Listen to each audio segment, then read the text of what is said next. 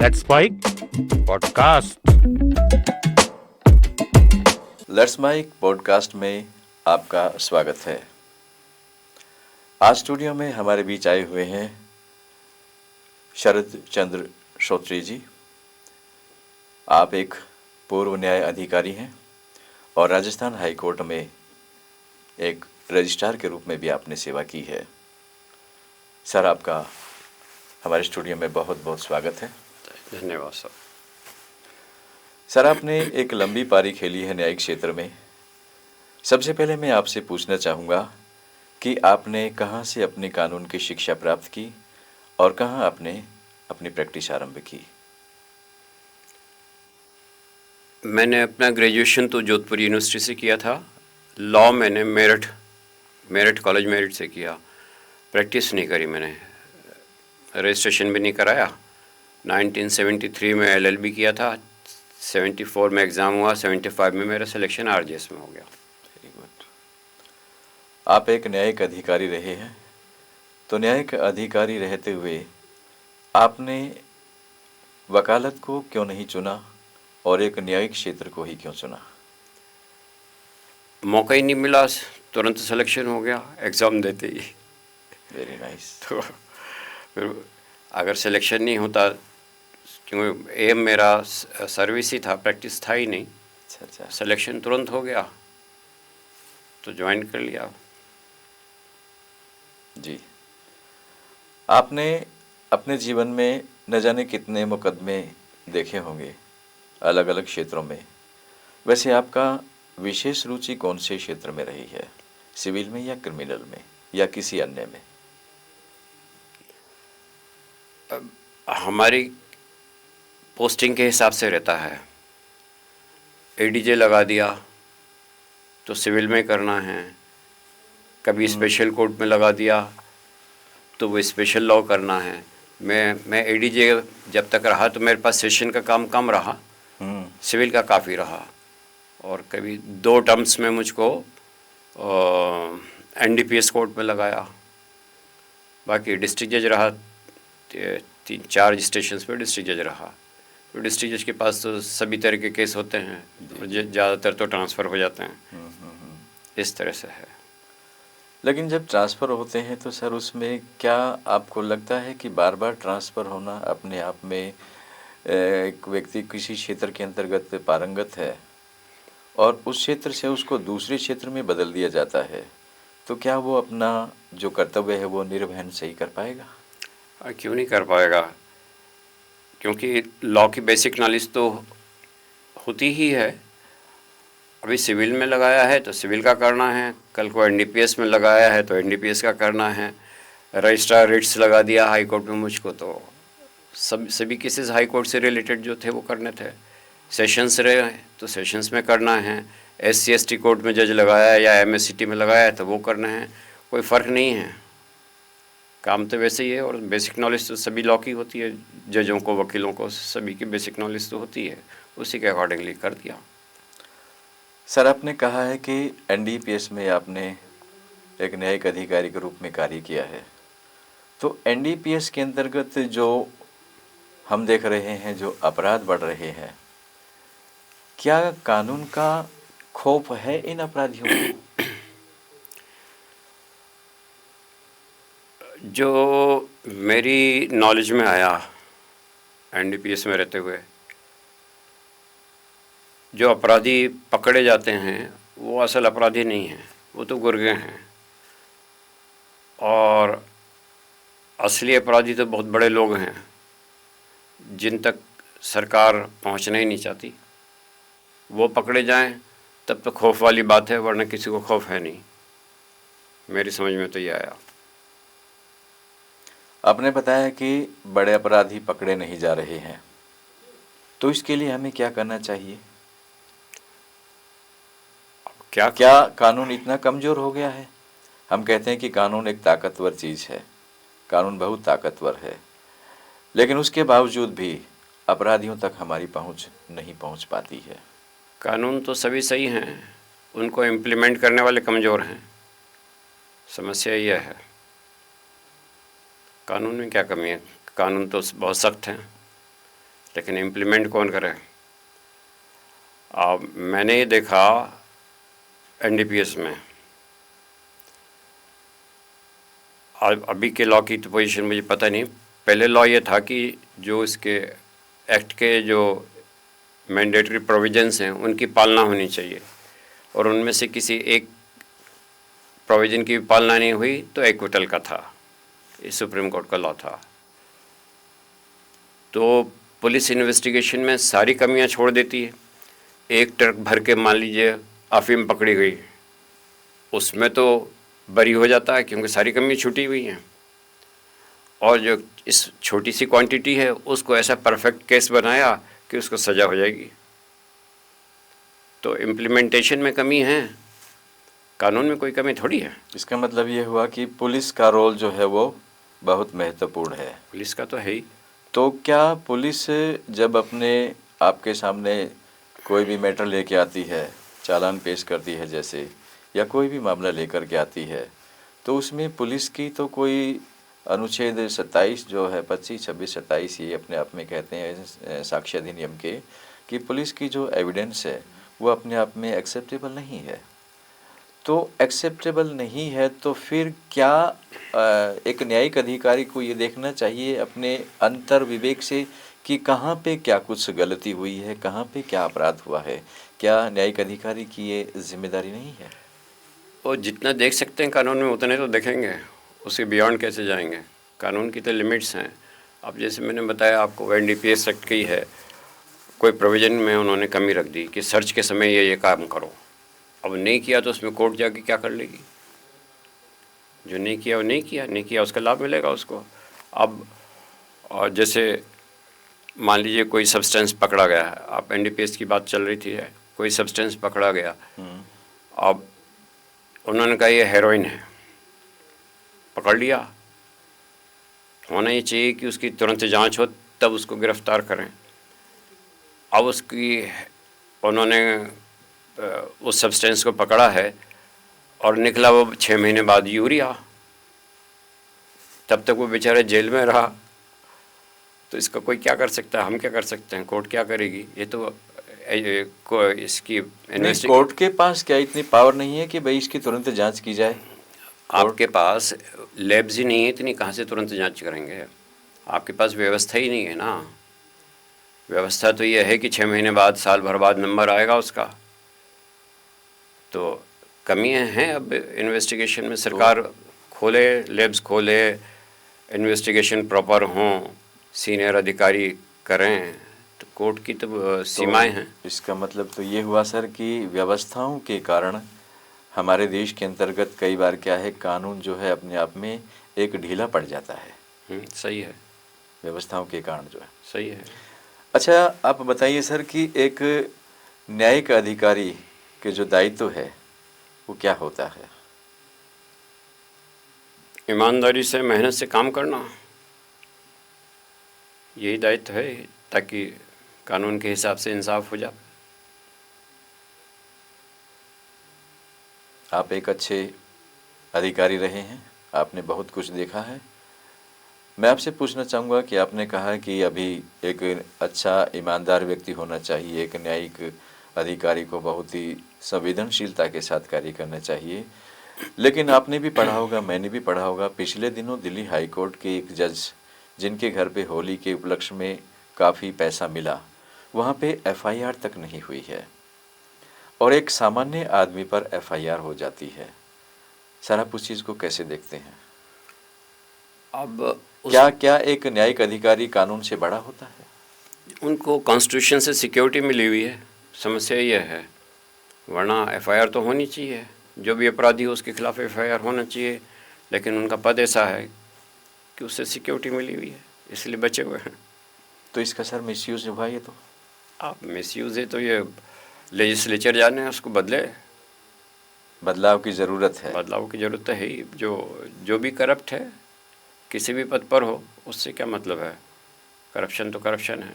कानून की नज़र में एक प्रधानमंत्री, एक चपरासी, सब कानून ऊपर है। सभी उससे होने चाहिए।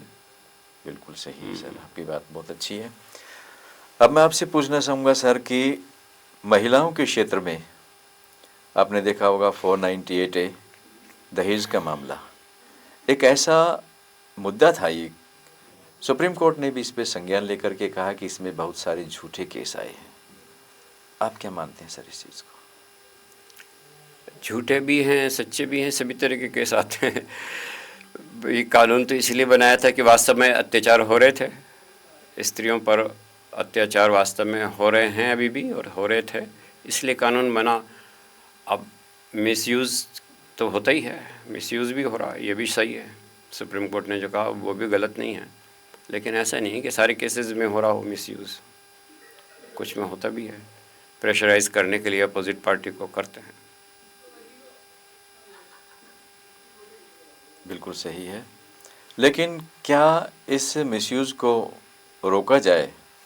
क्योंकि इस मिसयूज़ के कारण बहुत से निर्दोष जो लोग हैं उनको बेमतलब समाज में एक तरह से बदनामी मिलती है और बाद में टाइम भी लगता है, उनका टाइम भी किल होता है।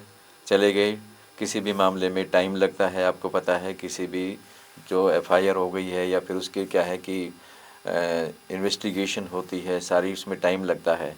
तो इतने टाइम तक तो वो परेशान रहा सर, तो इसके बारे में आप क्या बताना चाहेंगे?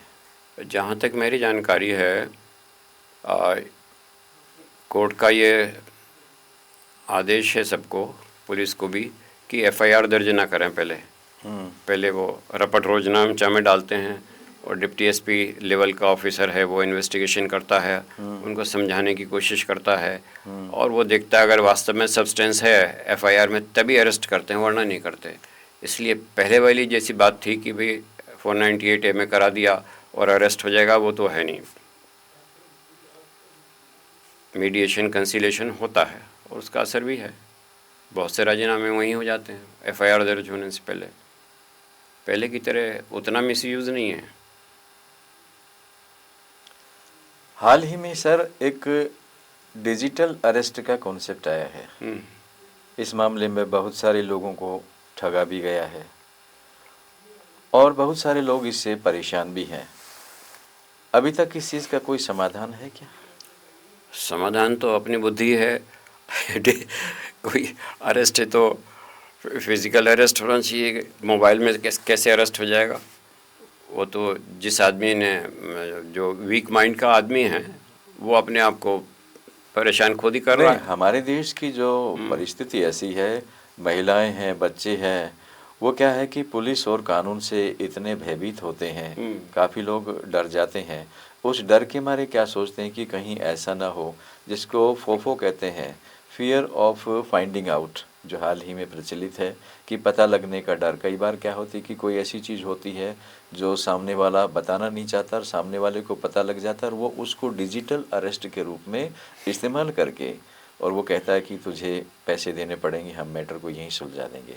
तो क्या ये जो फोफो आजकल है, इसको दूर भगाने के लिए लोगों में कानून के प्रति एक सजगता लाने के लिए क्या किया जाना चाहिए? आजकल तो खूब मीडिया पर भी आ रहा है कि कैसे अवेयरनेस हो, अखबारों में भी आता है रोज़। उसका रिज़र्व बैंक के, एसबीआई के आ जाते हैं, मोबाइल पर भी मैसेज आ जाते हैं कि इस तरह से हो तो आप चिंता ना करें, आप ना वो ना दें, पिन नहीं दें, कुछ ना दें। वो तो अपनी अवेयरनेस के ऊपर है। अब कोई मूर्ख ही हो तो उसका कोई क्या किया जाए कि भाई मैं तो मरने को तैयार हूँ। अरे भाई, जब अरेस्ट है तो भाई सामने अरेस्ट होना चाहिए। ऐसे थोड़ी होता है कि मोबाइल से अरेस्ट हो गया, आप बैठे हैं 2 दिन तक। यानी सरकार को भी ये चाहिए कि एक जागरूक अभियान चलाया जाए, पब्लिक अवेयरनेस प्रोग्राम चलाया जाए, जिसके तहत आम लोगों को ये बताया जाए कि भाई इस तरह के चंगुल में ना फंसे आप। चल रहा है, ये तो अभियान चल ही रहा है, गवर्नमेंट का चल रहा है, बैंक्स का चल रहा है, सबका चल रहा है। कोई देखे ही नहीं तो क्या कर रहे हैं। बिल्कुल सही। सर, आप एक रजिस्ट्रार रहे हाई कोर्ट में, आपका अनुभव कैसा रहा? मैं 2 बार रजिस्ट्रार रहा हाई कोर्ट में जी। एक तो रिट्स में रहा। अच्छा। और फिर मैं विजिलेंस में भी रजिस्ट्रार रहा। तो रिट्स में तो जो जिन केसेस में हाई कोर्ट पार्टी था, पार्टी होता है जयपुर में, जोधपुर में, सुप्रीम कोर्ट में, उसमें वो रजिस्ट्रार रिट्स होता है, वो केस तैयार करता है और रिप्रेजेंट करता है हाई कोर्ट को। और विजिलेंस में जो हमारे हाई कोर्ट के सबऑर्डिनेशन में जो जुडिशियल ऑफिसर्स होते हैं, उनकी कोई कंप्लेंट्स हो तो उनको डील करने वाला काम होता है। तो दोनों ही मामलों में बहुत अच्छा रहा, सबका सहयोग रहा, ठीक रहा, बढ़िया रहा। आपने बताया कि आप सबऑर्डिनेट जुडिशरी अधिकारियों के बारे में भी कंप्लेंट सुनते हैं। तो सर, बाई दी वे कोई अधिकारी जो सबऑर्डिनेट है सेशन जज में या ट्रायल कोर्ट के अंतर्गत कोई इस तरह की हरकत करते हैं, तो क्या एक आम नागरिक उसके अगेंस्ट में शिकायत कर सकता है रजिस्ट्रार को? करते ही हैं, आम नागरिक ही करते हैं, वकील करते हैं। तो फिर उस पे सर आप एक्शन क्या लेते हैं? एक्शन उसका एक्सप्लेनेशन कॉल करते हैं। कोई जो कंप्लेंट में कोई उसने बताया कि भाई फलां केस में ये गड़बड़ हुई है, केस का रिकॉर्ड देखते हैं कि वास्तव में गड़बड़ हुई है या किसी ने जानबूझ के उसको अधिकारी को परेशान करने के लिए शिकायत करी है। ऐसा भी होता है कई बार कि भाई हमारे पक्ष में केस नहीं हो रहा तो अधिकारी की शिकायत कर दो। तो जैसे इंक्वायरी वगैरह होती है वो सब करते हैं। उसमें अगर वास्तव में लगा कि भाई इसने गड़बड़ करी है तो केस बनता है उसके खिलाफ, अधिकारी के खिलाफ इसमें RSR में केस बनता है। अगर किसी अधिकारी ने कंप्लेंट से पहले ही किसी केस को गलत तरीके से ट्रीट किया है या उसको खारिज किया है या उसको अपोजिट में डाइवर्स किया है और उसके बाद में शिकायत आ जाती है, तो क्या उस केस को दोबारा से रीओपन किया जा सकता है? उस केस को तो कैसे करेंगे, उसका तो अपील का प्रोविज़न है। भाई एक केस डिसाइड हो गया, सही हो गया, गलत हो गया, उसकी अपील है, रिवीजन है, वो प्रोसीजर अलग है।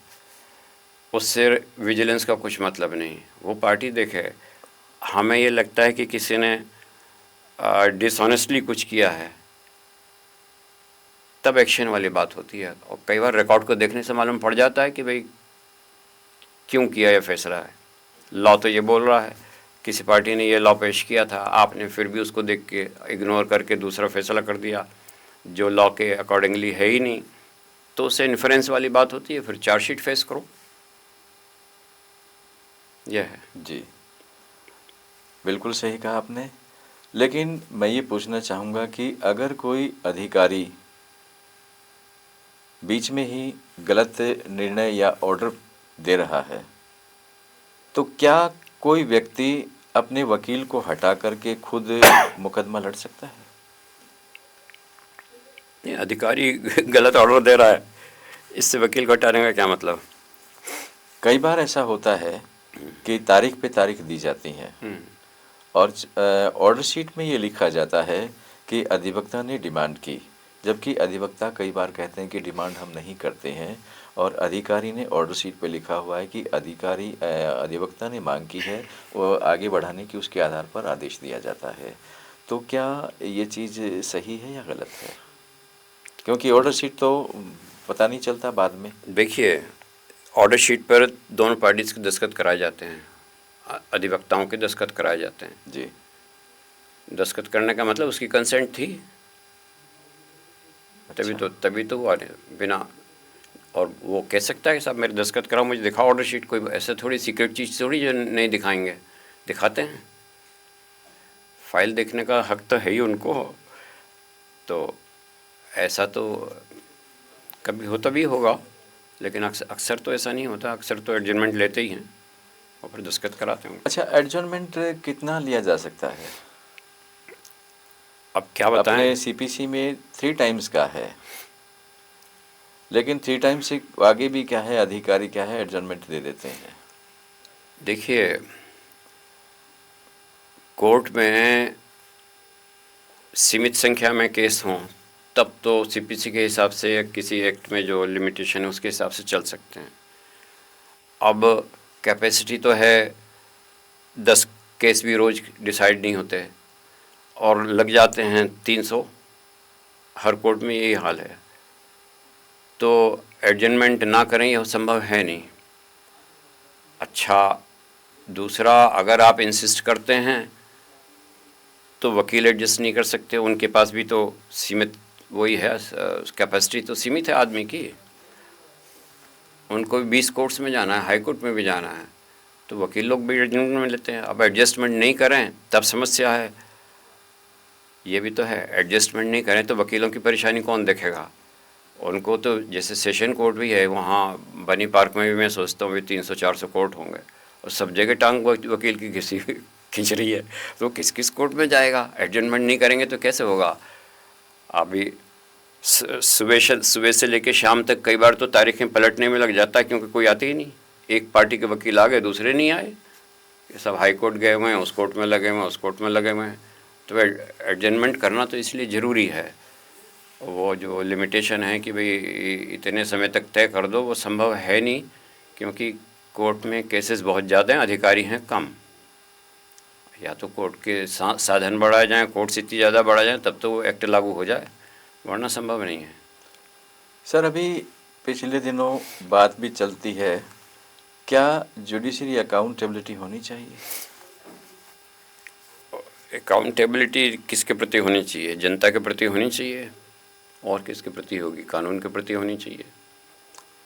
ऐसा थोड़ी कि पब्लिक सर्वेंट्स हैं तो निरंकुश हो जाए, ऐसा तो है नहीं। अकाउंटेबिलिटी तो होनी चाहिए। जब मोटी मोटी सैलरी मिल रही है, सब कुछ, अकाउंटेबिलिटी तो होनी चाहिए। तो इसमें फिर justice of delay justice deny, इस पे आप क्या कहेंगे? ये तो सब एक मैक्सिम है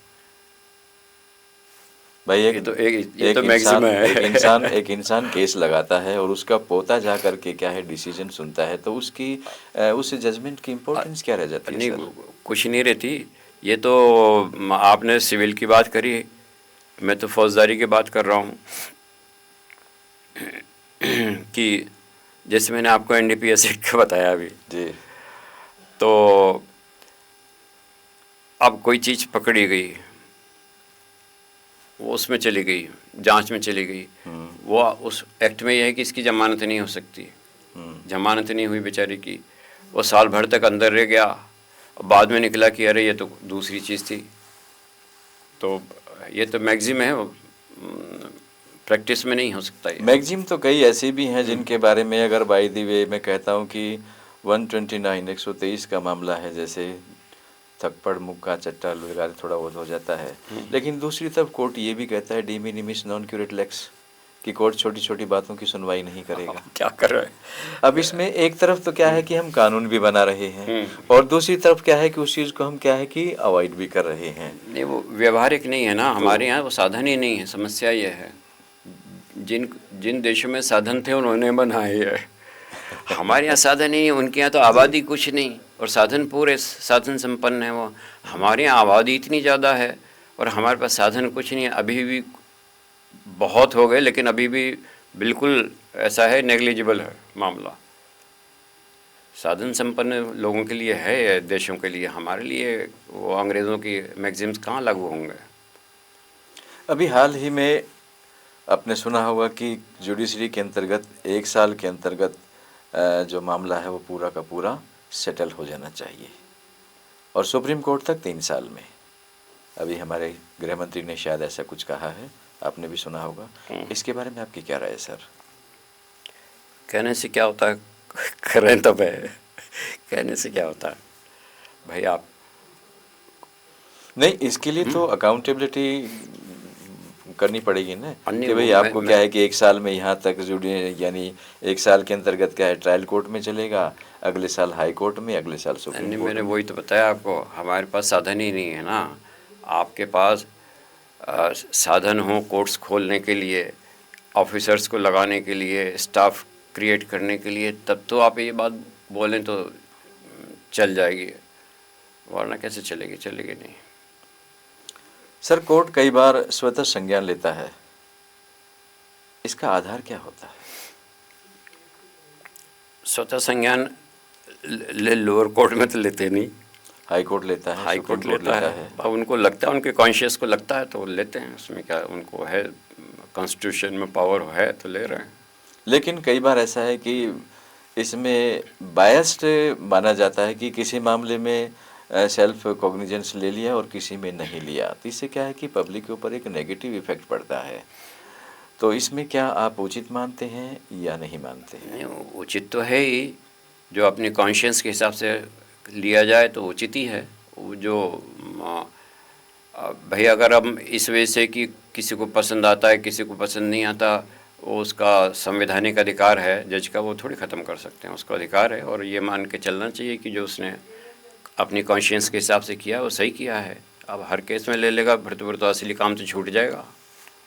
भाई अखबार की हर न्यूज़ पे ले ले कॉन्शियस उसकी जग जाए तो मुश्किल हो जाएगी, फिर असली काम कब होगा। इसलिए पावर तो रहनी चाहिए। नहीं, न्यूज़पेपर को क्या हम एविडेंस में एक्सेप्ट करते हैं? अब ये तो वैसे तो एविडेंस एक्ट में तो आता नहीं है। अब लेकिन प्रभावित तो करता ही है। आदमी न्यूज़पेपर को टीवी को देखता है तो उसके असर तो पड़ता ही है उस पर। सर, आज के टाइम में आपने देखा है कि मीडिया के ऊपर बहुत सारा अश्लील या गंदगी फैल रही है।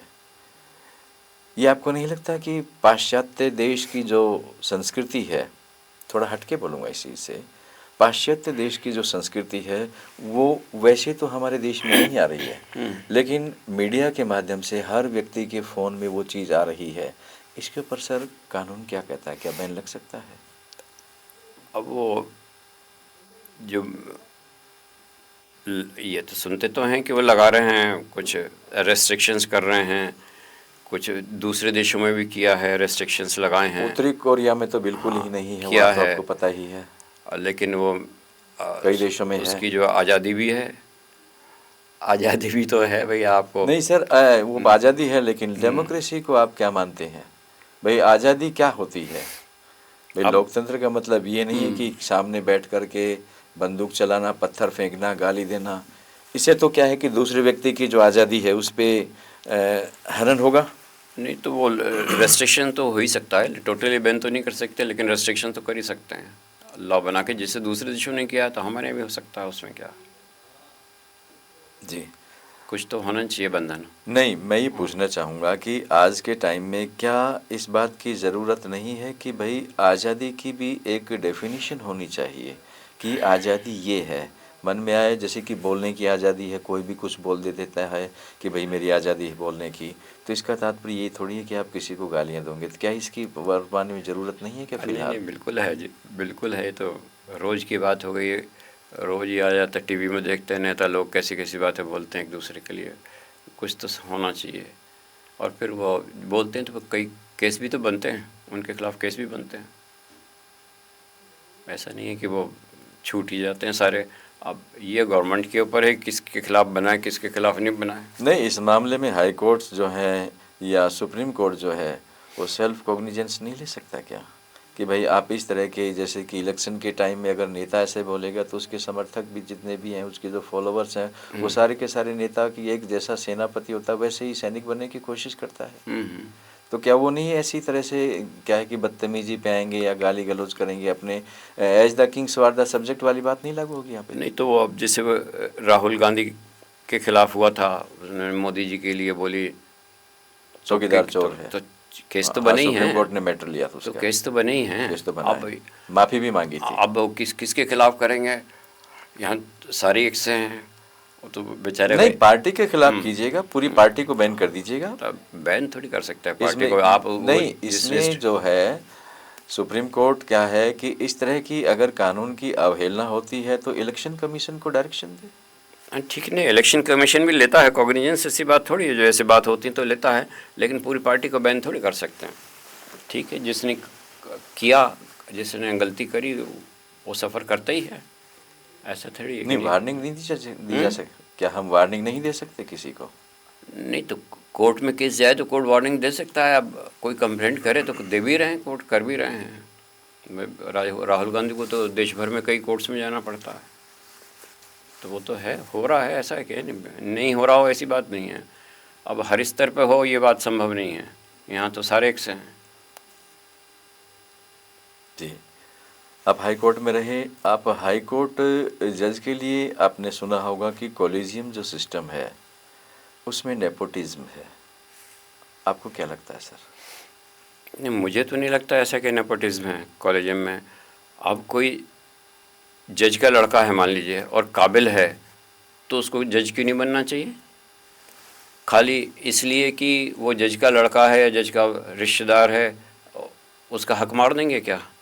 मुझे तो नहीं लगता नेपोटिज्म है, जो काबिलियत के आधार पे ही आ रहे हैं। मेरे समझ में तो ऐसा ही है। आपको ये ठीक है? अब नहीं, इसमें ये भी आया था कि भाई अगर ऐसा है तो वो सिस्टम लागू कर दिया जाए, जैसे आईएएस का है, यूपीएससी लेती है एग्जाम, इंडियन जुडिशरी सिस्टम क्यों नहीं लागू किया जा सकता? ये सुनते हैं कि स्टेट्स राजी नहीं होती, बाकी तो सुप्रीम कोर्ट का तो लॉ यही है। सुप्रीम कोर्ट ने तो ये कही रखा कि इंडियन जुडिशियल सर्विस हो। सेंट्रल गवर्नमेंट का भी यही था, इंदिरा गांधी के समय से था ये तो, लेकिन स्टेट्स राजी नहीं है इसके लिए। मैंने तो ऐसा सुना है। नहीं, कॉलेजियम के भी बारे में मोदी जी ने प्रयास किया था, सुप्रीम कोर्ट ने उसको मना कर दिया कि वी डोंट एक्सेप्ट दिस। हाँ, नहीं, वो दूसरी तरह का कॉलेजियम चाहते थे ना। अभी भाई सिस्टम में कोई कमी थोड़ी है, कमी तो व्यक्तियों में है। पहले वाला सिस्टम भी सही था, अभी वाला सही चल रहा है। अब किसी किसी केस में हो जाता होगा, लेकिन सिस्टम तो सही है। गवर्नमेंट ये चाहती है कि भाई जैसा वो कॉलेजियम करना चाहते हैं वैसा हो। सुप्रीम कोर्ट नहीं होने देगा ऐसा। गवर्नमेंट की थोड़ी चलेगी सुप्रीम कोर्ट में, नहीं तो फिर इंडिपेंडेंस क्या हुई जुडिशरी की? मेरी समझ में तो ऐसे ही है, सिस्टम सही चल रहा है। अभी हाल ही में 3 साल का आरजेएस के लिए प्रैक्टिस जरूरी की गई है, पहले नहीं थी ये। अब सही है या पहले सही था? देखिए, दोनों में गुण अवगुण हैं, दोष दोनों में हैं। और जैसे मैं था, मान लीजिए मैंने एलएलबी करी, मेरा सिलेक्शन हो गया, मैं मजिस्ट्रेट बन गया। तो मेरे जैसा आदमी मजिस्ट्रेट बन जाए तो उसे नीचे वालों का दर्द नहीं पता, ना तो लिटिगेंट्स का दर्द पता, ना उसको वकीलों का दर्द कि क्या उनको परेशानियों से झेलना पड़ रहा है ये पता, ना उसको कोई अनुभव। भाई समाज में क्या दिक्कत हो रही है ये उसको अनुभव नहीं है। तो इस लिहाज से तो वकील बनकर आए 2-3 साल तो उसको, हाँ, एक पता लगेगा कि रियलिटी क्या है ये तो मालूम पड़ जाए। रियलिटी क्या नहीं है। तो वो हाकिम बन जाता है, सोचता है मैं खुदा का बच्चा हो गया। तो इस तरह से तो ठीक है। दूसरा, जैसे डायरेक्ट सिलेक्शन वाली बात है, तो कहते हैं ना कि कच्चा घड़ा हो तो उसको जैसा चाहो बना लो। तो फ्रेश आएगा आदमी, वो आदर्श लेकर आता है। फ्रेश जो स्कॉलर आया वो आदर्शवादी होता है। उसको आप जैसे चाहे मोल्ड कर दें ट्रेनिंग देकर। उसके अधिकारी अगर अच्छे हैं और अच्छे लोगों के साथ रहे तो वो अच्छा जज बनेगा। और नीचे से जो घिस के आया उसको वैसे ही फिर लालच भी होगा, सारे काम होंगे। तो दोनों में मेरिट्स डिमेरिट्स हैं। लेकिन मैं सोचता हूँ कि कम से कम जैसे हम लोगों की यहाँ ट्रेनिंग होती है साल भर की, तो नए मजिस्ट्रेट्स को कुछ किसी न किसी वकील के साथ ज़रूर लगाना चाहिए। आप 15 दिन के लिए लगाओ भले ही, वो नीचे जाके देखे तो कि तकलीफ़ क्या है लोगों की, और कैसे तारीखों पे तारीख पड़ रही हैं, कैसे एडजमेंट्स के लिए जाना पड़ता है, कैसे तारीख कैसे लेनी पड़ती है, ये सब बातें पता होनी चाहिए। कैसे वकील लोग बेचारे जूनियर्स बस्ताली लिए घूमते हैं, उनकी कोई आमदनी नहीं है, उसको कुछ ही नहीं पता फ्रेश को। इसलिए कुछ दिन तो उसको रहना चाहिए। जैसे किसी जज के पास लगता है ट्रेनिंग में, वैसे किसी सीनियर एडवोकेट के पास भी भेजो उसको ट्रेनिंग में। ट्रेनिंग ज़रूरी है। या फिर जो जैसे सोचा भाई प्रैक्टिस वाली बात है, प्रैक्टिस करके आएगा तो फिर उसकी इच्छा जाने की हो या नहीं हो जुडिशरी में, ये भी तो है। दोनों में है, नफ़ा नुकसान दोनों में ही है, दोनों बातों में। तो बीच का कुछ हो ऐसा कि मैं तो अपने अनुभव से कह रहा हूँ, मुझे तो कुछ नहीं पता था नीचे के बारे में। मैं तो कॉलेज से निकला और फिर जज मजिस्ट्रेट बन गया। तो बाद में मालूम पड़ा कि अरे भाई कैसे कैसे तकलीफ़ होती हैं क्लाइंट की तकलीफ़ भी मालूम होनी चाहिए। अच्छा, एक बार क्या हुआ कि एक क्लाइंट आवाज़ें पड़ रही थी, वकील साहब आ नहीं रहे थे, क्लाइंट खड़ा था। मैंने कहा भाई लेके क्यों नहीं आता? तो बोला कि भाई साहब वो दरवाजे पे खड़े हैं, आ नहीं रहे। तो मैंने चपरासी को भेज के बुलाया, तो बोले साहब फीस ही नहीं दे रहा, मैं क्या करूं? तो अब ये वकील की परेशानी मालूम होनी चाहिए ना जज को कि अरे फीस नहीं देगा तो क्यों करेगा प्रैक्टिस, कि क्लाइंट के लिए क्लाइंट फीस नहीं देना चाहते ना उसको। अच्छा क्लाइंट की भी दिक्कत है कि वकील नहीं आएगा तो वो बेचारा क्या करेगा। तो जो व्यवहारिक कठिनाइयाँ हैं वो प्रैक्टिस में रहने से मालूम पड़ती हैं आदमी को, वैसे नहीं मालूम पड़ती, जज की कुर्सी पे बैठने से नहीं मालूम पड़ती। मेरा तो ऐसा अनुभव हुआ। तो एक उदाहरण बताया, वैसे बहुत सारी बातें हैं। कई बार लोग कहते हैं कि वो बड़ा वकील बहुत अच्छा है, उससे बढ़िया है। जजों वकीलों में भी कंपटीशन चलता है आज के टाइम में। आप इसे कैसे देखते हैं? क्योंकि वकीलों ने दोनों ने लॉ पढ़ा है, वही उसने पढ़ा है, वही उसने पढ़ा है। उसके पश्चात क्या उसका जो एक वकील की जो संबंध है, अच्छे कह सकते हैं हम, किसी जज के साथ अच्छे संपर्क हैं उसके, तो क्या ये चीज़ें काम में आती हैं क्या? संपर्क का क्या मतलब? संपर्क से मतलब काबिलियत की बात कर रहे हैं आप, संपर्क की बात कर रहे हैं? संपर्क का मतलब ये है कि क्या जजमेंट प्रभावित होते हैं? मैं नहीं सोचता था वैसा कि किसी के संपर्क की वजह से कोई जजमेंट प्रभावित होता हो। संपर्क हमारे व्यक्तिगत संबंध हैं, लेकिन जब कोर्ट में बैठते हैं तो वो व्यक्तिगत संबंध नहीं हो समझ में आते। कोर्ट में तो मेरिट्स के हिसाब से। बीच में टोकना चाहूँगा मैं आपको कि क्या एक जज को अपने रिलेशन ज़्यादा से ज़्यादा बनाने चाहिए या उसको अकेला रहना चाहिए? अब पहले क्या क्या होता था कि पहले जज आम लोगों में नहीं बैठता था। आपने भी देखा होगा अपने टाइम में जज इतने वो रिलेशन नहीं रखते थे और इतने लोगों में नहीं बैठते थे ताकि भाई जजमेंट को प्रभावित न होना पड़े। क्या ये बात सही है? आपकी बात सही है। बेस्ट पॉलिसी तो यही है कि बहुत कम मिलना जुलना हो, बेस्ट पॉलिसी तो यही है। लेकिन अभी ह्यूमन बीइंग्स हैं, समाज में रहते हैं, तो मिलना जुलना भी पड़ता है, शादी ब्याह में भी जाना पड़ता है। वो कोशिश ये होनी चाहिए, एक गैप होना चाहिए कि कोशिश ये होनी चाहिए कि भाई इससे आप केस पे जो है वो प्रभावित ना हो। लेकिन बेस्ट पॉलिसी तो यही है कि मिलना जुलना कम से इसका कम मतलब रखें। तो ये हुआ कि जो आज के टाइम में युवा और जो महिलाएं अकेला रहना पसंद करते हैं, क्या उनको एलएलबी करके जुडिशरी में जाना चाहिए? इससे उसका क्या संबंध हुआ? इससे इस बात से तो कोई संबंध नहीं। रिलेवेंट नहीं है क्या ये चीज़? क्यों, कैसे रेलेवेंट है? जुडिशरी के लिए भाई जो लोगों से संपर्क में नहीं है और उसका ज़्यादा इंटरेस्ट है कि मैं जुडिशरी में जाऊं, तो वो क्या नहीं, उपयोगी ये बात सिद्ध? दूसरी है। अब जो बेचारे शादीशुदा हैं, सब कुछ हैं, अकेले की बात थोड़ी है। वो नहीं जाएंगे क्या जुडिशरी नहीं, में? परिवार में तो देखिए सब भी रहते हैं, मैं भी रहता हूँ, आप भी रहते हैं, सब लोग रहते हैं परिवार में। तो आज के जितने भी जुडिशरी अधिकारी हैं, इनके परिवार लंबे चौड़े भी, ऐसी बात नहीं है। मेरा कहना मतलब क्या है कि जो अलूफनेस को पसंद करता है। नहीं, ये बात दूसरी है। देखिए, एलिफनेस का मतलब यह है कि आप कम से कम संपर्क रखें। एकाकीपन। एकाकीपन नहीं, समाज में रहते हैं तो एकाकीपन नहीं हो सकता, कम से कम संपर्क रखें। अब जो बहुत सोशल होगा, मान लीजिए सोशल बहुत क्लब्स में जा रहा है, रोटरी में जा रहा है और इसमें उसमें जा रहा है, तो उसके संपर्क बढ़ते हैं ना, व्यापारियों से भी बढ़ते हैं, वकीलों से भी बढ़ते हैं। तो कोई वो तो सही है, लेकिन दूसरा आदमी तो मिसयूज़ कर सकता है उससे संबंधों को, इसलिए मना करते हैं। ऐसे थोड़ी कि वो जज जंगल में रह रहा है, लुफनेस की वो वाली बात नहीं है। जज भी सामाजिक है, सबसे मिलेगा जुलेगा, सब कुछ करेगा, लेकिन कोई दूसरा उसका मिसयूज़ नहीं कर ले। इसलिए है कि भाई वो फलाने जज साहब के मेरी बैठक है, मिलना जुलना है, तेरा काम करा दूंगा। ऐसा भी होता है, इसलिए दूर रहना चाहिए और देख के संपर्क करें। हर आदमी तो ऐसा नहीं होता भाई, ना तो हर वकील ऐसा है, ना दूसरे समाज में दूसरे लोग ऐसे हैं जो आपको मिसयूज़ करें। जो सही लोग हैं उनसे संपर्क रखें ना, जो गलत हैं उनसे नहीं रखें। मेरा तो ऐसा सोचना है, और सब ऐसे ही हो रहा है। बिल्कुल सब जगह क्यों जाए, अपने सिलेक्शन रखें, सब जगह क्यों जाए। सर, एक मेरे माइंड में एक क्वेश्चन आ रहा है।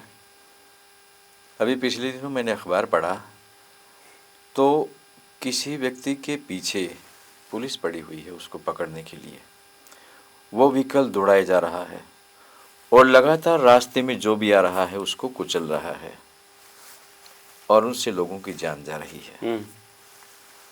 तो क्या वो तो अपराधी है ही, जो गाड़ी को दौड़ा रहा है वो तो अपराधी है ही, क्या पुलिस को एक्म्प्लिश नहीं है? कैसे है सहअपराधी कि वो तो पुलिस क्यों है नहीं, accomplice पुलिस उसमें? अगर उसको पीछे पड़ रही है, अगर पुलिस उसके पीछे नहीं पड़ती तो वो इस तरह नहीं दौड़ाता। नहीं, कोई अपराधी है तभी तो दौड़ पकड़ने के लिए गई है, अभी तो फिर भाग नहीं, जाता। उससे नुकसान तो हो रहा है ना आम पब्लिक का, उससे आम पब्लिक का नुकसान तो हो नहीं, रहा है ठीक ना। है, लेकिन और पकड़ने की क्या तरकीब है उसको? तरकीब ये भी हो सकती है कि अगले पुलिस के पास ये होनी चाहिए कि अगले जो चौकी है या अगला कोई जगह है उस पर फ़ोन किए ये गाड़ी आ रही है, ऐसे तो करते ही हैं भाई, इंटरसेप्ट करने के लिए करते ही हैं, इनकी जहाँ जहाँ चौकी हैं करते ही हैं, लेकिन कोई अप्रोच में हो तो उसको पकड़ क्यों छोड़ क्यों दें? दोनों बातें हैं, ये तो परिस्थितियों के हिसाब से है, कोई एक्म्प्लिस वाली बात थोड़ी होती है इसमें। परिस्थितियों के हिसाब से क्या कर रहा है कोई आदमी उसके ऊपर है। अगली चौकी पे पकड़ा भी जाता है, वायरलेस से सूचना करते हैं, जो सिटी छोड़ के भाग रहे हैं कुछ कर रहे हैं उनको ऐसे ही पकड़ते हैं। आज के जो युवा हैं कानून के क्षेत्र में कितने जानकार हैं या नहीं है, उनके लिए जो जुडिशरी में जाना चाहते हैं या एक वकालत का पेशा अपनाना चाहते हैं, उन लोगों के लिए आप क्या कहना चाहते हैं? ये तो अपनी अपनी इच्छा है, वकील बने जज बने उनका क्या कहना, अच्छा प्रोफेशन है। उनको क्या करना चाहिए, प्रोफेशन में जाना चाहिए या नहीं जाना चाहिए? एक वकालत का या जुडिशरी का प्रोफेशन कैसा होता है, ये अच्छा है? कुछ लोग मानते हैं कि भाई जो जुडिशरी है इसमें दूर रहना चाहिए हमें, या वकालत है इससे दूर रहना चाहिए। क्या ये समाज के अंतर्गत एक ज़रूरी अंग नहीं है समाज का? नहीं नहीं, ज़रूरी अंग क्यों नहीं है भाई, आपकी रुचि के हिसाब से है, आपको वकालत में जाना है नहीं, तो मेरा जाना। कहने का मतलब क्या है कि जो फिलहाल आरजेएस की तैयारी करना चाहते हैं, जुडिशरी में जाना चाहते हैं या कोई वकालत का प्रोफेशन अपनाने की सोच रहे हैं, उन लोगों के लिए क्या संदेश है आपका? देखिए, आरजेएस में जाना चाहते हैं तभी उनको वकील तो बनना पड़ेगा। यही तो हो गया ना, अब सुप्रीम कोर्ट ने कर दिया 3 साल की प्रैक्टिस, तो अब उनके लिए कोई ऑप्शन तो है नहीं, वकील तो बनना ही पड़ेगा उनको। अब रहा वकील, वकालत करना चाहिए नहीं करना चाहिए, अब जज बनना है तो वकालत करनी पड़ेगी तुमको। आरजेएस में जाना है तो वकालत करनी पड़ेगी, हाई कोर्ट में जाना है तब वकालत करनी पड़ेगी, सुप्रीम कोर्ट में जाना है तब वकालत करना पड़ेगी। तो जिसकी रुचि है वो जाए, नहीं रुचि है तो बैठे दूसरा काम करे। अब वकील बनना तो अब ज़रूरी हो गया ना, जिसको भी जज बनना है, किसी भी स्तर का जज बनना है उसको वकील बनना पड़ेगा। सर, वकील से आपका क्या तात्पर्य है? क्या काला कोट पहनना ही वकील है? ये क्या बात ये क्या बात हुई? कंटेंट प्रोफेशन में तो जाना ही पड़ेगा, काला कोट की बात थोड़ी है। नहीं, काला कोट पहनने के पश्चात कई लोग काला कोट पहन के घूमते हैं, लेकिन क्या है कि वो कानून की ABC भी नहीं जानते हैं। ऐसे में तो उन लोगों के लिए आप क्या संदेश देना चाहेंगे? पढ़ें कानून, और तो क्या है। वे जो नकल करके पास हुए हैं उनको अगर वकालत करनी है तो पढ़ना पड़ेगा। क्या वकालत में स्क्रूटिंग नहीं होनी चाहिए इसमें वकीलों के अंतर्गत? आजकल क्या है कि इतनी भीड़ हो गई है हद से ज़्यादा, और इतने मतलब जो भी देखा जाए वकालत कर रहा है, वकालत के क्षेत्र के अंतर्गत आकर के एक तरह से देखा जाए भीड़ बढ़ा रहे हैं। नहीं, अब कोई एग्ज़ाम होता है आजकल, शायद रजिस्ट्रेशन से पहले होता है कुछ, वो बार काउंसिल ऑफ इंडिया का होता है ना कुछ। हाँ। उसके अंतर्गत भी क्या है, आप बुक्स ले जा सकते हो, इतना माइनर ही होता है, ज़्यादा वो नहीं होता है। लेकिन फिर भी क्या है कि एक वकालत के क्षेत्र के अंतर्गत देखा जाए कि कई बार देखने में आया है कि वकालत नहीं कर रहे हैं, प्रॉपर्टी का काम कर रहे हैं या दूसरा काम कर रहे हैं। कुछ लोग ऐसे हैं जो माफिया टाइप में हैं, उन्होंने अपने आप को बचाने के लिए काला कोट पहन लिया है। तो क्या जुडिशरी के अंतर्गत ये ज़रूरी नहीं है कि ऐसे लोगों को छांट करके बाहर किया जाए ताकि एक साफ़ और सुथरी छवि हो न्यायपालिका की? देखिए, जो संस्था है वो अपने आप को सुधारे, जुडिशरी कैसे सुधार सकती है उनको? बार जो प्रमुख संस्था है वो सुधारे इस चीज़ को। बार को क्या कदम उठाने चाहिए? आप क्या संदेश देना आपने चाहेंगे? बताया कि ऐसे ऐसे लोग हैं तो बार को तो पता है कि कौन कैसा है, उनके क्योंकि खिलाफ पिछले एक्शन ले। आपने भी पढ़ा एक्ट होगा बना हुआ कुछ है। समय पहले लखनऊ के अंतर्गत क्या है कि जो मुंशी लोग थे वो भी काला कोट पहन के प्रैक्टिस करने लगे थे। फिर बाद में उन्होंने क्या है कि आई कार्ड वगैरह देखना शुरू किया, उसके पश्चात सारे की सारी कार्रवाई हुई, तब जाके बैन हुआ। तो कई चीज़ें ऐसी हैं हमारी जुडिशरी के अंतर्गत जो है कि बहुत सारी विषमताएं सी आ गई हैं। नहीं, ये सब जो है ना, ये जुडिशरी के क्षेत्राधिकार से बाहर है। ये तो बार काउंसिल के ऊपर है सारा। आपका एडवोकेट्स एक्ट बना हुआ है, बार काउंसिल को पता है कि कौन सा आदमी सिर्फ वोट करने के लिए ही आ रहा है, बाकी दूसरा धंधा कर रहा है, या माफिया कर रहा है, या गुंडागर्दी कर रहा है, या एलएलबी तो बस यूँ दिखा दिया, वो काला कोट पहन लिया जैसे आपने बताया। ये तो बार काउंसिल का है, वो सुधार कर रहे हैं अपनी संस्था में। जुडिशरी कहाँ से करेगी? जुडिशरी के हाथ में क्या है?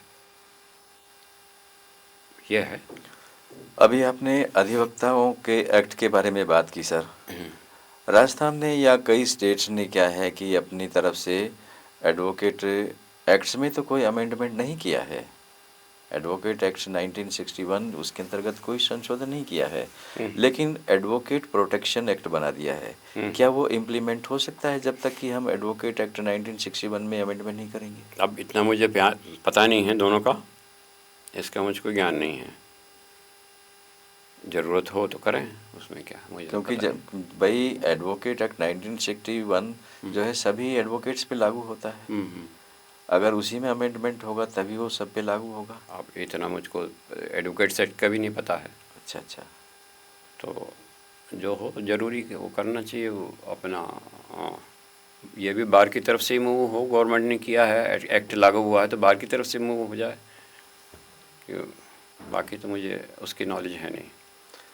बार बार देखने में आता है कई बार जो एडवोकेट्स हैं वो किसी भी बात को लेकर के स्ट्राइक कर देते हैं, क्या ये उचित है? देखिए, कई बार तो वाजिब बात को लेकर स्ट्राइक होती है, वो तो उचित ही है। कई बार गैर वाजिब बात को लेकर हो जाती है।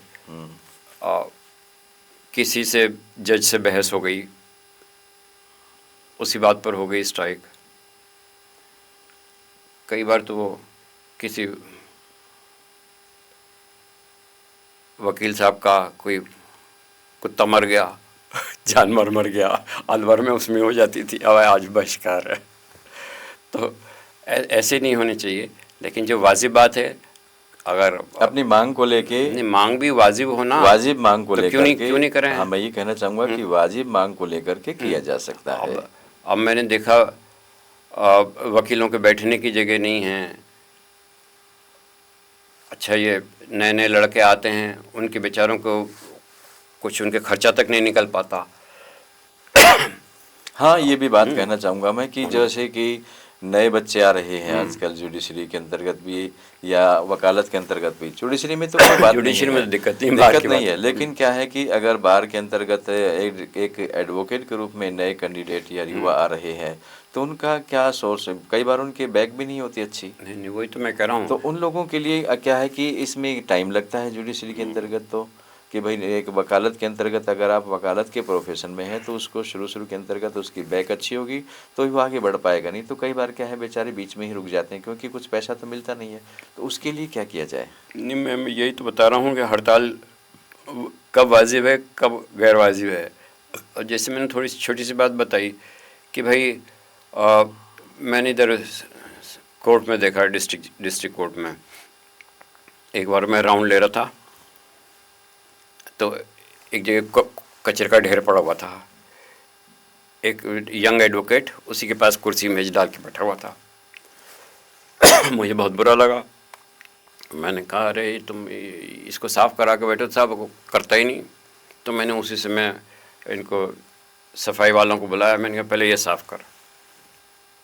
तो जो नए लड़के हैं उनको बैठने की जगह तक नहीं है। अच्छा, ऐसी मांगे तो एक मांग बताई मैंने, ऐसी मांगे हों भाई, और गवर्नमेंट से कहो तुम हमें चैम्बर दो, बैठने की जगह दो, ऑनरेबल तो कम से कम तरीके से काम कर सके आदमी वकील। तो ऐसा तो एक उदाहरण दिया। ऐसा कोई मामला हो तो हड़ताल क्यों नहीं होनी चाहिए? अब हड़ताल में उद्दंडता नहीं होनी चाहिए। ठीक है, आप काम का कुछ घंटे बहिष्कार कर लीजिए, बाकी काम करिए। वो तोड़ फोड़ मचाना और वो सब गलत है, लेकिन वाजिब मांग पे प्रोटेस्ट तो करना ही चाहिए। ये तो एक छोटी सी भैया कि कोई बेईमान अफसर आ गया, वो गलत काम किए जा रहा है, रुकता नहीं, तब क्यों नहीं होना चाहिए? उसके खिलाफ होना चाहिए, अगर कोई सुनता नहीं है तो। लेकिन फिर समस्या ये आती है सर कि बार के पास फंड कहाँ से आएगा?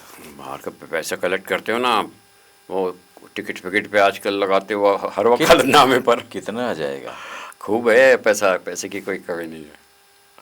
खैर उस पैसे का क्या करना है भाई, है अब हमारे यहाँ तो जयपुर में तो ये भी सुना है कि जैसे कोई डेथ हो जाती है, कोई अपंग हो जाता है, उसको कंपनसेट करती है बाहर, कुछ हाँ, देती है। compensate तो करती पैसा है तभी तो, पैसा तो है ही। और फिर जो बड़े वकील हैं जिनके लाखों की आमदनी है, उनसे रिक्वेस्ट करें वो कुछ डोनेशन करें, और करते भी हैं। क्या इस मैटर में जजेस भी मदद कर सकते हैं? जजेस क्या मदद करेंगे बेचारे, जजेस का तो अब ये सुना मैंने कि अभी कोई आजकल कोई एडजमेंट भी लेता है तो कॉस्ट जो लगाते हैं, पहले वकील लेते थे, अब वो कहते हैं बार काउंसिल में जमा कराओ, ऐसा मैंने सुना है। अब पहले तो कॉस्ट वकील ही लेता था, अब मुझे किसी वकील साहब ने बताया कि कॉस्ट जो है बार काउंसिल में जमा, तो ये जजेस मदद कर रहे हैं। अच्छा अच्छा अच्छा। और तो क्या कर सकते हैं। ये तो रही बात है ट्रायल कोर्ट की, सेशन कोर्ट की। हाई कोर्ट के जो जजेज हैं और सुप्रीम कोर्ट के जजेज हैं, उन दोनों के बीच में आप क्या फ़र्क देखते हैं? कई बार आपने देखा होगा कि हाई कोर्ट का जो फैसला है वो सुप्रीम कोर्ट में चेंज हो जाता है, उसके पीछे रीज़न क्या होता है? ये तो अपना कोई प्रोसीजर ही ये है हमारे यहाँ, नीचे वाला फैसला है वो ऊपर बदल सकता है, लॉ में है। नहीं तो क्या जो जज इनिशियल स्टेज पे है, क्या वो जज कानून देख के जजमेंट नहीं दे रहा है क्या? वो मुंडे मतरवन्ना, हर व्यक्ति का अलग अलग मत होता है, वो अपने लॉ में लिबर्टी है, छूट है, वो कर सकते हैं। तो सुप्रीम कोर्ट भी ये करते हैं। आज तो हमने ये फैसला किया, अभी वो उसका राष्ट्रपति वाला आया था ना, राष्ट्रपति ने ओपिनियन मांगी, 14 क्वेश्चंस हाँ, भेजे थे, तो उन्होंने पहले वाला फैसला पलट दिया अपना। तो ये तो है कानून में, तो प्रावधान है, तो उसका उपयोग हो रहा है। उसमें कोई ये थोड़ी कि हाई कोर्ट ने कर दिया, सुप्रीम कोर्ट नहीं बदल सकता। या नहीं, सुप्रीम कोर्ट से राय मांगी गई थी कि इसमें क्या है। पहली बात तो क्या है कि जो सुप्रीम कोर्ट है वो राष्ट्रपति से अबव नहीं है, राष्ट्रपति का एक एडवाइज़र है। सुप्रीम कोर्ट सलाह दे सकता है लेकिन उसको ऑर्डर नहीं दे सकता है, ये तो आप भी जानते हैं इस बारे में। तो क्या सुप्रीम कोर्ट इस तरह से चेंज कर सकता है? नहीं, कर क्यों नहीं सकता? करने को तो क्या है कि सुप्रीम कोर्ट तो क्या है कि एक एडवाइस दे सकता है, बाकी करने का काम तो पार्लियामेंट का है। नहीं, देखिए वो दूसरा मैटर है। आपका ये सवाल था कि हाई कोर्ट जज जो करते हैं वो सुप्रीम कोर्ट पलट देते हैं, ये कह रहा हूँ। नहीं, आपने बीच में प्रश्न उठा था जो राष्ट्रपति जी वाला था, उस मैटर को लेकर नहीं, उसमें भी संविधान में प्रोविजन है, तभी तो सुप्रीम कोर्ट ने किया। संविधान में प्रोविजन नहीं होता तो ओपिनियन थोड़ी देते वो। संविधान में प्रोविजन है, उन्होंने ओपिनियन दे दी। अब फैसले पलटने की बात तो ये है कि सुप्रीम कोर्ट आज एक फैसला करता है, कल को कहता है वो पिछले वाला फैसला हमारा बैड लॉ था, वो भी है, लॉ में है, करते हैं, उसमें क्या। अगर बिल्कुल रिजिड हो जाए, ऐसा मैटर हुआ है, सुप्रीम कोर्ट अपने फैसले को बदल देता है। सब बदल सकते हैं, बिल्कुल वो बदल सकते हैं, उनको है पावर। बार और बेंच के बीच में कैसे संबंध होना चाहिए फिलहाल? देखिए, जो भी जज हैं वो बार से ही आए हैं। अब तो सुप्रीम कोर्ट ने ये कर दिया, नीचे लोएस्ट वाले कैडर है, मुंसिफ वाला है, वो भी बार से ही आएगा। तो जो माँ में और बच्चों में होता है संबंध, वही होना चाहिए। बार तो माँ है और सारे जज बच्चे हैं उनके, या गुरु है, सब शिष्य हैं उनके। आज जज बन गए तो क्या हुआ, कल तो वकील ही थे और फिर कल को वकील बनोगे, तो संबंध खराब होने वाली बात ही नहीं है। संबंध तो बिल्कुल अपरत्व का है, भाई भाई का है। अच्छा। हमने तो हमेशा यही देखा, हमारे तो जो नहीं आता था हम जो सीनियर वकील थे उनसे बुला के पूछ लेते थे कि साहब इसमें ये प्रॉब्लम आ रही है मेरे, आप बताइए, मुझे दीजिए गाइडेंस। तो वो बता देते साहब इसमें ऐसे कर लो। और कई बार तो जो बहस कर रहे थे वकील, वो अपने उनसे पूछे साहब बता दो सही लॉ क्या है, वो दोनों लॉ के देते थे कि ये मेरे पक्ष में साहब, ये मेरे खिलाफ है, आप जो चाहो करो। तो ये संबंध होना चाहिए। आपने सर अभी बताया कि एनडीपीएस एक्ट में आपने काफ़ी अच्छे फैसले दिए हैं, तो मुझे बताइए कि एनडीपीएस एक्ट के तहत कौन से मामलों में बेल हो सकती है और कौन से में नहीं हो सकती है? कितना अभी क्या है, एनडीपीएस एक्ट में भूल भाल गया मेरे से। जी नहीं, इसमें बेल संभव है क्या? नहीं, बेल कुछ अमाउंट है। मैं बिल्कुल लॉ से बिल्कुल टच में नहीं हूँ अभी। 16 साल से तो रिटायर ही हो गया, और एनडीपीएस में तो उससे भी 4-5-6 साल पहले था। अमेंडमेंट भी आ गए हैं हाँ, कुछ। अब मैं बिल्कुल टच में नहीं हूँ। लेकिन ये कुछ अमाउंट के लिए था कि इसमें बेल हो सकती है, कुछ में उससे ज़्यादा अमाउंट हो तो उसके लिए बेल नहीं हो सकती। अच्छा, ये क्वांटिटी पे, ये तो हाँ। समय के अनुसार बदलती भी रहती अब है, पता नहीं क्या चल रहा है चेंज आजकल, होता मुझे रहता पता नहीं। है। तो बेल का तो यही था, लेकिन ज़्यादातर में तो ना ही था। एक बार एनडीपीएस में आ गए तो फिर जेल ही जानी है। अच्छा, कई बार क्या होता है कि हम किसी अपराधी को बेल दे देते हैं और बेल के पश्चात अगर वो वहाँ पर जाकर के दोबारा से कोई ऑफेंस करता है तो क्या दोबारा बेल हो सकती है उसकी? बेल कैंसिल होगी, दोबारा से कोई ऑफेंस करेगा तो पहले वो वाली जो बेल है वो कैंसिल हो कैंसिल हो जाएगी सकती है, और और मूव हो तो। लेकिन वो आता नहीं, कई बार रिकॉर्ड पे तो आना चाहिए। पुलिस को ये पता ही नहीं रहता कि ये दूसरी जगह जाकर अपराध कर आया। आज जयपुर में किया उसने कोई अपराध, और फिर जाके झालावाड़ में कोई दूसरा कर दिया। अब इनके पास कोई ऐसी वो नहीं है साधन जिससे मालूम पड़ जाए कि भाई इसके खिलाफ आज की तारीख में क्या क्या अपराध हैं। नहीं तो फिर सेकंड टाइप में अगर अपराध करता है उसकी बेल नहीं होनी चाहिए, पहले वाली भी कैंसिल होनी चाहिए। अब हमारे में बताया साधनों की कमी है। सर मैं ये पूछना चाहूँगा कि पुलिस कई बार किसी व्यक्ति को पुलिस स्टेशन ले जाती है, उसके साथ मारपीट करती है, बदतमीज़ी भी करती है, तो क्या पुलिस के खिलाफ कोई कानूनी कार्रवाई की जा सकती है? कोई भी पब्लिक सर्वेंट किसी जनता के साथ बदतमीजी करे, मारपीट करे, तो कार्रवाई तो हो ही सकती है, और करते भी हैं, कोई कोई करते भी हैं। भाई ये जो मेडिकल एग्जामिनेशन का प्रोविज़न है, किसी को अरेस्ट किया तो सबसे पहले जाके उसका डॉक्टरी मुआयना कराते हैं।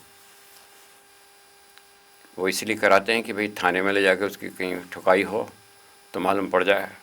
और अब तो सीसीटीवी लगाने का भी सुप्रीम कोर्ट ने ऑर्डर कर रखा है, तो अकाउंटेबिलिटी तो है ही है।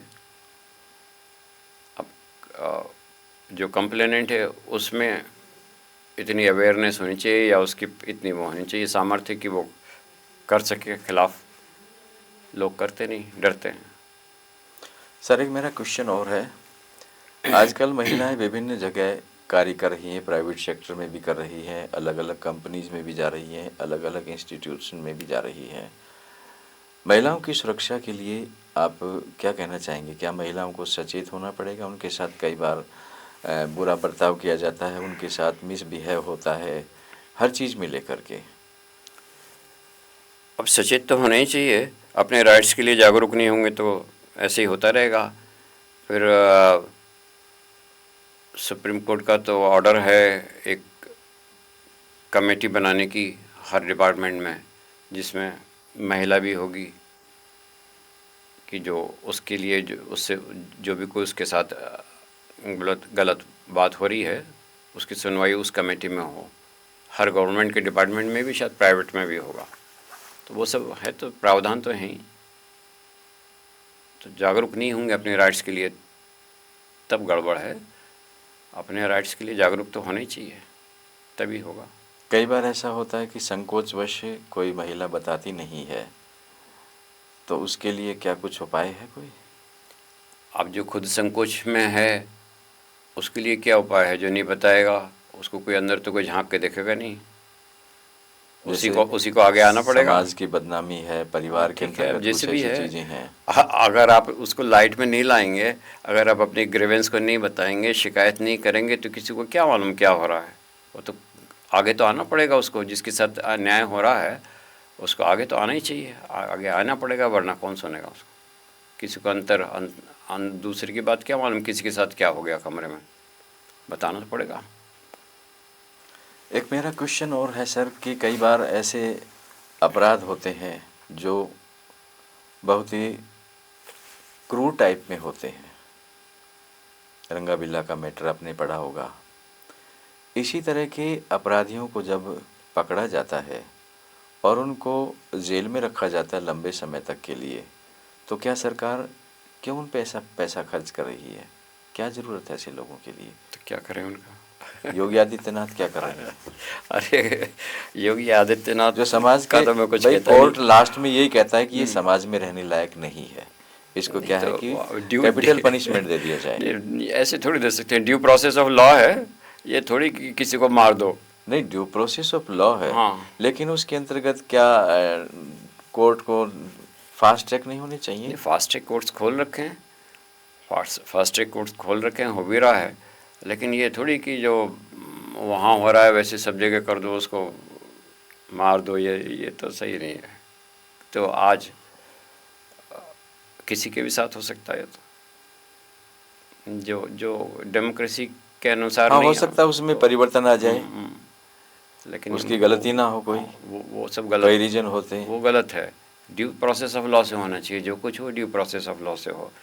अगर कोई ऐसा है रंगा बिल्ला जैसा, उसको फांसी होनी चाहिए हो, लेकिन ऐसे थोड़ी कि सड़क पे मार दो, वो गलत है मेरी नहीं, समझ। कई बार क्या होते हैं कि जो एविडेंस होते हैं उनमें चेंज किया जाता है, जैसे मेडिकल है, कई ऐसे क्षेत्र हैं जिसके अंतर्गत क्या है, सबूतों को चेंज कर दिया जाता है। उसमें तो फिर वही बात आ गई कि एक सच्चा इंसान मारा गया। उसका क्या किया जाए, अब ये व्यक्ति तो चेंज कर दिया है, तो या तो आपको मालूम पड़ गया, चेंज कर दिया। कई बार पार्टी जो है, विटनेस जो है, हॉस्टाइल हो जाता है। हाँ, तो इसका तो क्या इलाज है? लॉ में है हॉस्टाइल होने का, तो हॉस्टाइल होगा। जो कानून में फ़ायदा मिल सकता है किसी को लेगा, कानून में फ़ायदा मिलता नहीं, है कानून में फ़ायदा लेगा, लेकिन कानून के अपने फ़ायदे के चक्कर में कानून का एक तरह से उल्लंघन तो हो रहा वो है। है, तो उसका क्या, वो भी लॉ में ही है, लॉ के अंतर्गत ही तो है। और हॉस्टाइल विटनेस हो गया तो अगर उसका कोई प्रोसिक्यूशन हो सकता है तो करें कि भाई इस तरह से है, कोई करता नहीं, लेकिन जो लॉ में है हॉस्टाइल विटनेस का तो होगा।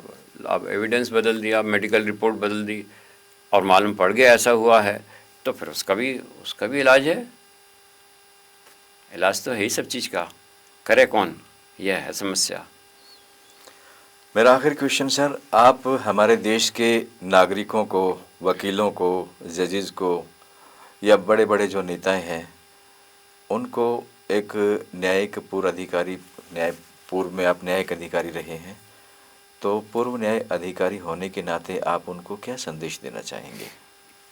देखिए, मेरी तो हैसियत कुछ नहीं है इतने बड़े बड़े लोगों को कुछ संदेश देने की, लेकिन जो कर्तव्य आपको मिला है वो निष्ठा ईमानदारी से करे। हर स्तर पर, हर व्यक्ति हर स्तर पर जो कर्तव्य उसको मिला है वो निष्ठा और ईमानदारी से करे, तभी देश आगे चल सकता है।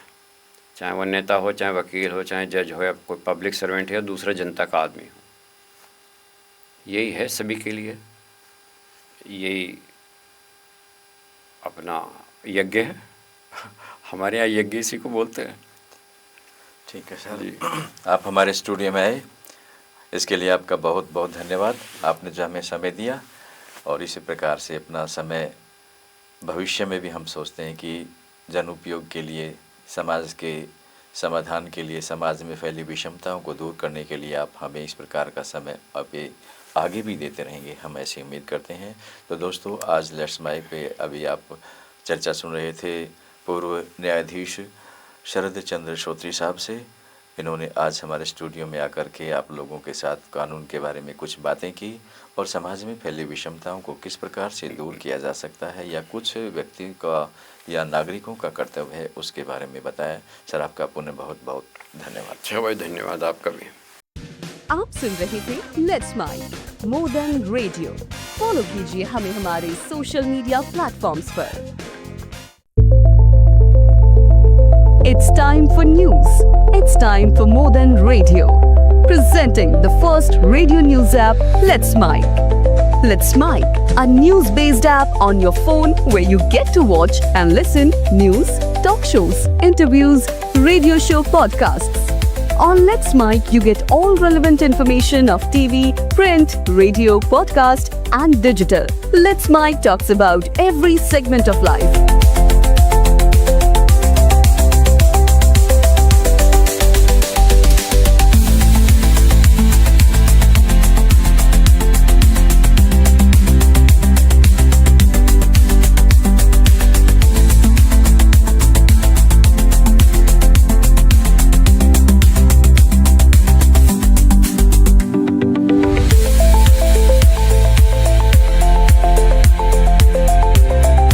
Download the app now from Play Store.